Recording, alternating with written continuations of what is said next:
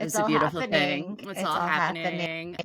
Good morning. Good morning, students. Good morning, pepinos. Good morning, Spin. España. Beautiful España. I was trying, que bello dia. Trying to remember my grade school Spanish. Encanto. Thank you guys, so many of you, for us, who watched and commented. People said a lot of nice things. Yeah. Not thank you to people who were really mean, but one commenter really stuck out to me. So I wake up and I get the notification of a comment that says, it was, I'm shocked you two are married. God bless your husbands. Right. And then I was like, okay, whatever. I deleted it. Because I'm like, anyone who's like being like horribly viciously mean and attacking our character for us stating our opinions in a show that we're actually enjoying and promoting. It's a recap. Exactly. No one else is watching the show. Like, we're kind of helping. We're the only one. Like, we're bringing the viewers in. We really, we're keeping their careers alive. Afloat, yeah. You're welcome. But I was like, wait a minute. I was like, who talks like that? Who, whenever he's mean to a woman, calls her a vicious hag that no man will ever want, says that, like, you're jealous because you're unmarried. Like, really, all of his insults have to do with women's Jack only Donaghy. working their husband. And that is, Jack Donaghy himself, Alec Baldwin. I know this sounds so crazy, and like sometimes when I first read the Hilaria Baldwin sub, they were like, "Oh my gosh, anyone who downvotes, it's Hilaria, you know it." And I was like, I don't know about that, but now I'm like, it does seem like him. It seems like something's afoot. And like there were clips of them fighting, like they got in that fake fight. I think all over, it was like all over YouTube. So I'm like, he would be on YouTube. And it was a user who joined in November 2011, which is like right around when they started dating. Is this how people join QAnon? Like, I'm putting it all we really want to know. We're interested. I don't know. We're tell not us interested. tell us if you guys think we're crazy. And also, how do you even join QAnon these days? Is there like a sign up or? Also, tell us if you feel bad for our husbands. Yes. Please. Tell us how you feel about the men in our life, and if you think that they're really not in a good place mentally because they're with the two of us. Which is true, but like, don't say that. Like, our husbands are on different brain medications. Yes, they are suffering under the burden of our enormous constant anxiety and reality TV addictions, but like, don't rub it in. But like, they're fine. They get sex once a week. That's sometimes. Okay, and then the other big development was we mentioned like in the downfall of Hilaria Baldwin that like really the jumping off point was a Twitter user at Lenny Briscoe. And we posted a clip about it on Blue Sky. Follow us on Blue Sky. You can click the link below to do that if YouTube allow me to insert it. So I posted it, and then Lenny Briscoe is on Blue Sky and retweeted me and clocked me for saying Jeremy Orbach instead of Jerry Orbach. So it's like the internet's best detective, still doing great detective work. Outed Hilaria for not being Spanish and outed me for saying something wrong. And it's like being painted by Picasso, to get clocked by Lenny Briscoe. And now he said it. It's a true detective. Okay, so let's get into episode 3, back by popular demands. It's so interesting. We watched both episodes 3 and 4, and man, things are actually really ramping up. Right. Like, even though the Rust trial ends pretty much this episode, and that's this is where it all we've been building up to. It's really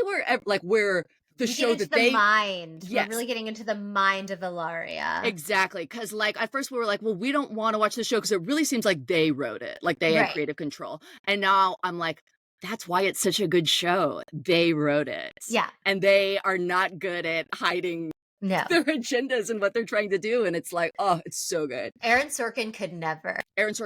Well, yeah. I mean, when he hides his agenda, it's so many words, you know. David Mamet, get out of here. Get out of here. David Mamet, he's a real Alec Baldwin type in terms of. Truly. Yeah. Okay, so the update, the big cliffhanger last episode, will Hilaria go to the Baldwin? Will she support her husband, or will she stay home with their 18 children? Yeah, will she go to the trial? And it's like, well, we already know she goes to the trial, baby, but she ends up going. She goes to trial, but she brings along the 2 of her special kids. Yes. Well, I thought she just brought the baby. She brought the baby and Carmen. And Carmen, right. Carmen's too old she can't go to summer camp. Right. The camps. The camps, right. Also, the baby can't go to the camps and Carmen can't go to the camps. So they Right, go right. to their dad's murder trial. Yeah, it's one or the other. It's camp or murder trial. What else do you do with them? You know. Also, we got our first. It was like Hilary talks about taking a red-eye flight to make it there in time because she decided last minute, and we got our first picture of her sleeping. Now, Ilaria is famous for posting pictures of her sleeping like perfectly posed all the time, and now I'm like, that's why she took Carmen so she could take the sleeping pictures. Because at first I was like, who took that picture? She handed it to someone and be like, when I fall asleep, I need you to. But Carmen knows her mom. Carmen and her mom are like this. They know each other so well. Carmen knows her mom's, best angles. Yeah. One might even say enmeshed. So we see the footage from the trial. Man, the prosecution really fumbled the bag. This was like some O.J. Simpson level, like Marcia Clark nonsense. On day 3, we see like the defense say the prosecution once again had new evidence that they could have like absolutely slammed his ass with. But again, they hid it from the defense. And this was the 4th time it had happened. So the judge is like, this is like shenanigans. I'm done. I can't. Enough. Taylor Armstrong, enough. I'm no Samuel Alito. Enough. So yeah, the judge dismissed the case with prejudice, and then Alec comes home, hangs out with the baby. It's kind of like, what do I do with it? Do you want to pretend? Let's get in the car, I guess. Let's just sit in the car. Yeah, he's like, sit with your dad, and the baby's like, where's mommy? And she's talking about Carmen. Yes. And then we learn Hilaria and Alec go to lunch. We learned that they went to lunch, and they're like, lunch? Do you remember when we went to lunch? It's been a long time. For the babies. She's in a weekly therapy, she tells us, which is honestly such a relief as a viewer, but also like the money I would pay to see her therapist files. Like, I know, but then we see the therapist later, and I don't, I didn't. Well, that's that's like a couples therapist. I know, but I didn't. We'll get to that. Yeah, they were called like a weird psych. Yeah, I mean, it's probably some kind of like life coach, spiritual guru situation. But if it was a real therapist, man, I would break into their office and I would look at the notes. Okay, so Alaria is like, okay, let's talk about what our challenges are. Like, my challenge is exercise. I have to exercise all day to move and think clearly. Right. Which I'm like, is the challenge to exercise more? Or is it exercise addiction? Just more posting about the exercise on Instagram and on my reality show. For the people. At first I thought she was saying it as like a good thing, and then she like kind of explains like, I have ADHD, so I just like I have to keep moving to keep my mind clear. I got to keep moving. The way that she describes ADHD is the way that somebody lying to a therapist trying to get stimulants describes ADHD. Yeah, I mean, for me, it's like I feel like that's not a healthy state of being to like be like, well, because I've got all this energy, I just have to do something, anything. Right. That's all. Yeah. I mean, I can't diagnose. Again, like with her, I believe she has ADHD and I believe Alec has OCD, but I believe they've staged and planned every example. There's a lot of D's going on. Yeah, because they will never let us see the real them. But we do get a little glimpse later this episode. And so good. So Alec says that he's white knuckling, like healing from the trial and everything now that it's over. From the trauma, right. Yes. It's like it's an AA term, which he apparently weaponizes quite a bit. We find out later in the episode, AA terms. We love that. I love that. Ilaria wants to go to couples therapy. And Alex says, no, I want to learn Spanish. He wants to go to school. He wants to learn Spanish. He doesn't know Spanish. All of his kids are bilingual. They all just speak Spanish without him. He only learns like enough to say in interviews, making fun of his alleged Spanish wife. Yeah, to keep the Lucy and Ricky dynamic going. Exactly. Yeah. Like just he just needs enough to make a joke about flamenco dancing, and then that's all. He's good. Right. But I mean, honestly, I'm like, that is a good goal, I feel like, for him to learn Spanish. If he wants to like communicate with his family. And like go back to school and like learn something. And she's like, no, you're OCD. No. How could you? Dare you? No, she's like, it's my thing. Like I won't be able to like talk shit about you to the kids. Yeah. Like what? She's like, my favorite quote, Greta Thunberg. How dare you? How dare you? You've stolen my dreams. You've stolen my work. fake ethnicity, your Duolingo. So then they're hanging out in the pool. Alec is picking bugs out of the filter with Louie and Eddie.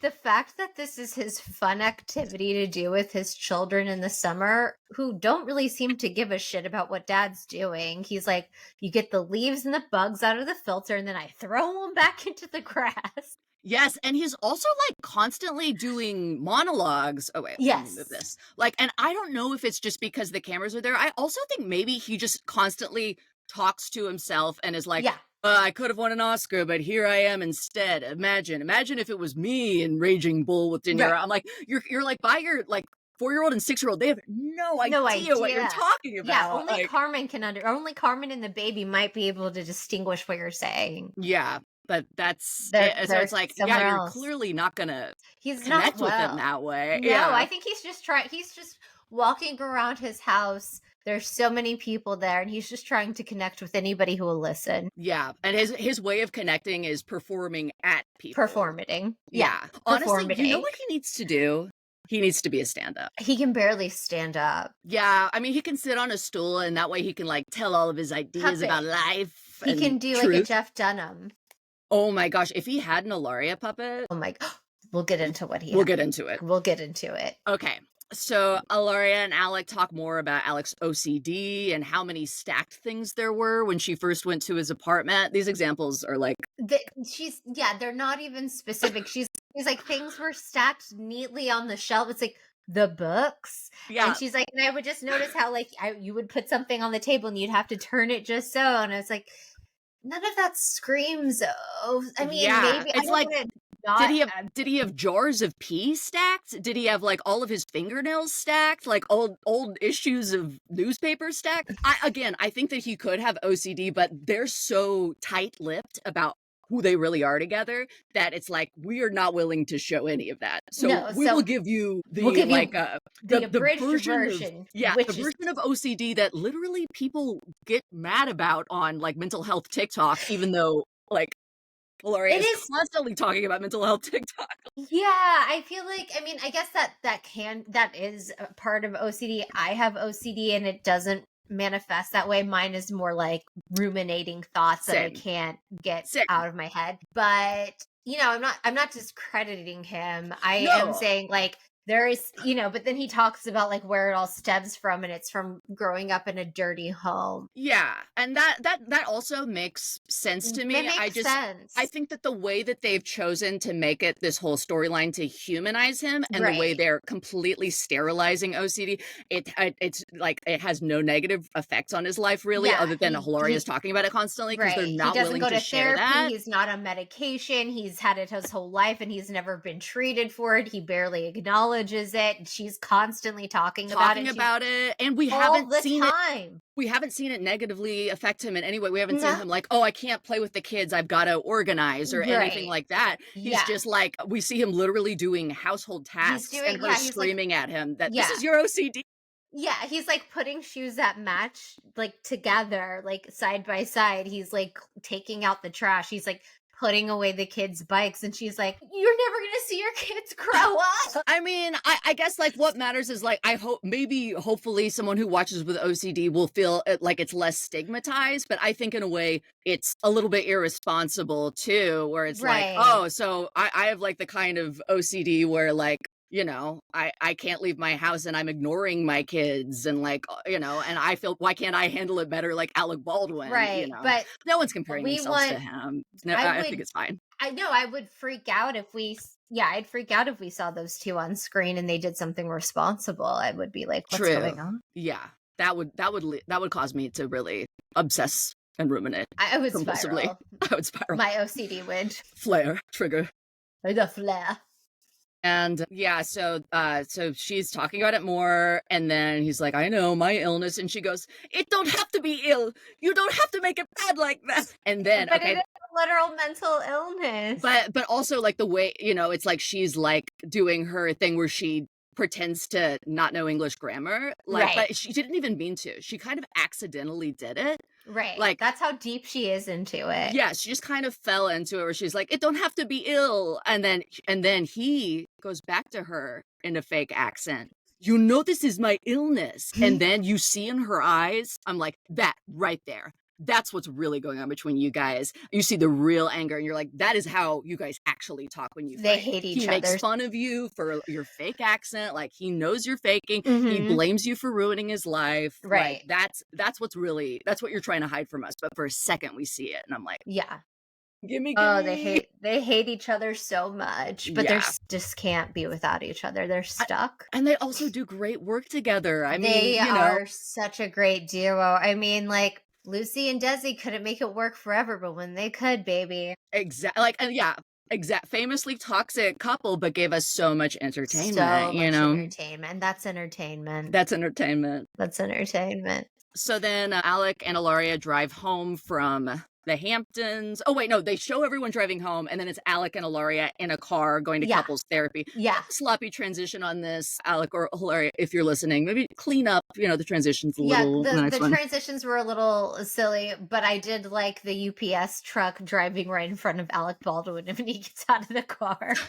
And then he's like, and it was like a whole scene, and like, he's like, you gotta watch out for those UPS trucks; they'll just run you over. And Ilaria's like, don't I know it? It's like, how do you know? What's going on in the Hamptons with these UPS trucks? Was it a sponsorship? It must have. Well, it wasn't a very good one because they said that they run people over, celebrities. Rich white celebrities in the Hamptons are getting run over by UPS. Maybe it's like a Luigi Mangione type campaign where it's like, I don't know. If only. So then they're finally going to couples therapy, and Ilaria also talks about a crow she found and took her to the vet, and then the producers interview her later, and she says it died. The and I'm like, dead. I'm like, is this He's a metaphor dead. for Alec?